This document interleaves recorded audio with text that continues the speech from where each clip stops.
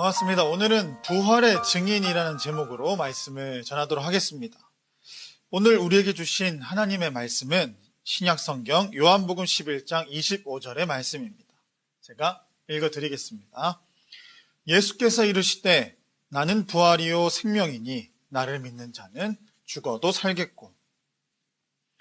여러분, 부활절이 뭡니까? 계란 돌리는 날입니까? 저는 개인적으로 구운 계란을 좋아합니다. 사실 성탄절보다도 더 중요한 날이 바로 부활절입니다. 왜냐하면 부활하신 예수님에 대한 믿음 없이는 누구도 참된 기독교인, 그리스도인이 될 수 없기 때문입니다. 부활이 없다? 부활하신 적이 없으시다? 그러면 우리는 교회에 다닐 이유도, 모든 우리의 죄의 사하심도, 영원한 생명도 다 부질없는 것이 됩니다. 그렇기에 이 부활의 내용과 그 의미는 아무리 강조되어도 지나침이 없는 것입니다. 그래서 오늘은 예수님의 다시 살아나심, 이 부활에 대해 나누면서 저와 여러분의 믿음을 굳게 하기도 하고, 예수께서 다시 살아나신 기쁨이 여러분 가운데 충만하실 것을 믿으며 말씀을 시작하겠습니다. 오늘 말씀은 십자가에서 돌아가신 이후 부활하신 예수님이 남기신 마지막 당부의 말씀입니다. 다시 살아나신 주님, 이 예수님을 몇 년간 믿고 따르고 모든 것을 다 바쳤지만 죽어버리신 예수님 때문에 두려움과 의심에 떨고 있었던 제자들에게 주님은 가장 먼저 오늘 찾아오셨습니다. 그리고 만나시며 못이 박히었던 이 손과 발, 그 뚫린 구멍까지 보여주시면서 의심으로 가득 찼던 이 제자들의 마음, 그 믿음이 굳건해지기를 바라셨습니다. 그리고 예수님은 앞으로 일어날 모든 일들에 대해서 말씀해 주시며 더 붙여서 뭐라고 말씀하셨냐고 하면 너희는 이 모든 일의 증인이라고 말씀하셨습니다. 그러니 오늘의 이 말씀은 우리에게 분명한 사실을 전달하여 줍니다.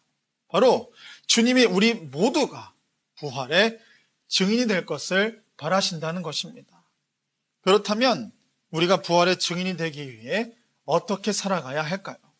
첫째로 부활은 약속이 이루어진 것임을 믿어야 합니다.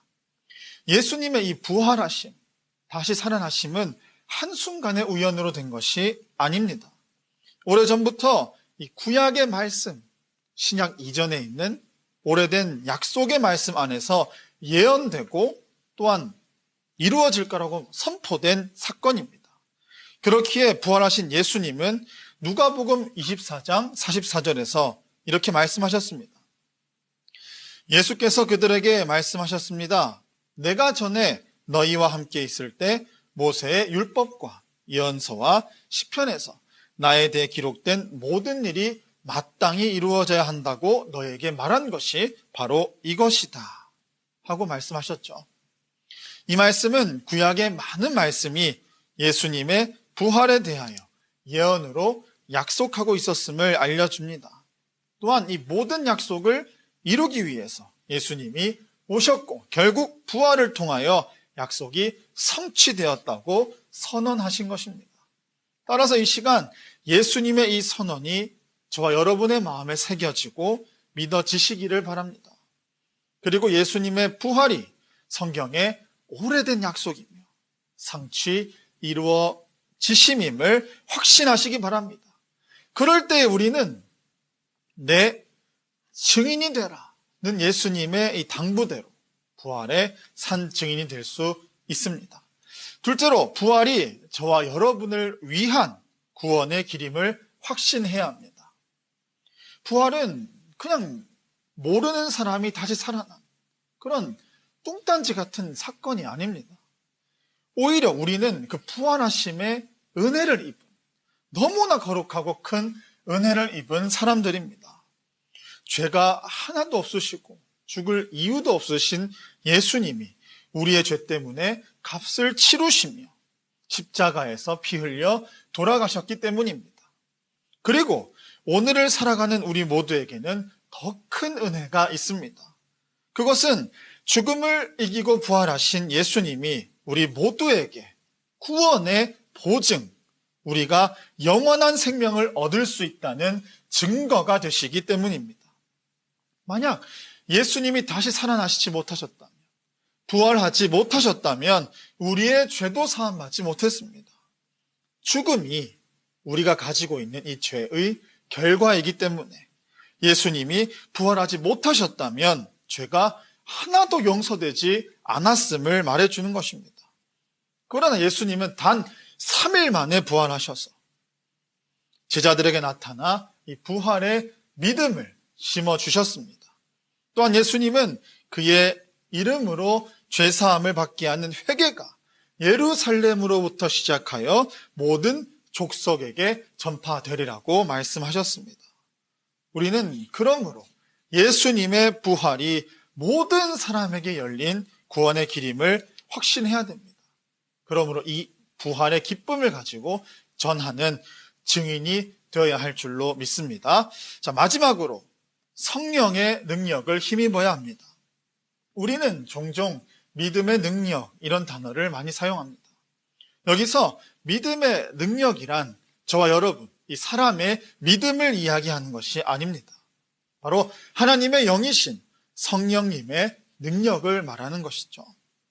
예수님이 제자들에게 너희는 위로부터 능력으로 입혀질 때까지 이 성에 머물라고 말씀하셨습니다. 이것은 바로 성령의 능력을 너희 한 명 한 명이 힘입어야 한다는 뜻입니다.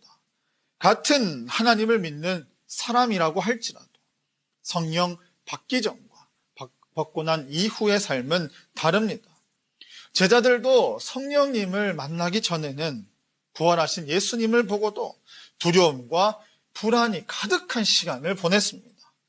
그러나 성령의 능력을 경험하자 이 기쁜 부활의 소식인 복음을 전하기도 하고 두려움과 염려 대신에 승리와 기쁨과 확신으로 부활하신 예수님을 담대히 선포하고 증거하는 삶을 살기 시작했습니다.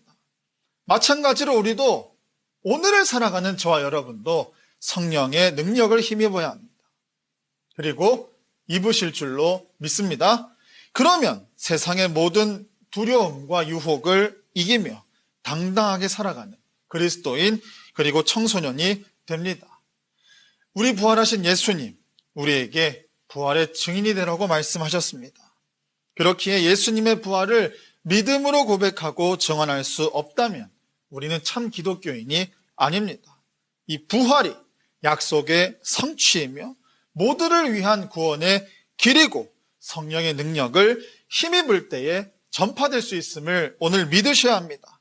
그때 우리 모두 부활의 증인이 되며 주께서 다시 살아나셨다는 그 기쁨을 충분히 누리며 죄의 종이 아닌 영원한 주님의 사랑에 매여서 진정한 행복과 기쁨 속에 살아가는 여러분이 되실 수 있기를 주님의 이름으로 기도합니다.